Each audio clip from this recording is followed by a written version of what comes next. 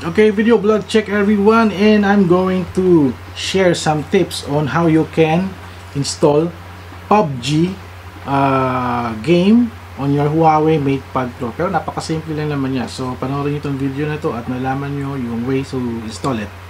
So guys, this is the way of how you can install PUBG Mobile to your Huawei Matepad Pro. So nakikita niyo meron akong PUBG Mobile game here, and the only way to install this is meron kang dapat na Google Play sa mga Android devices nyo. Pero sa Huawei Matepad Pro wala siyang Google Play, so we will be using APKPURE to download the game. So ito na yung APKPURE.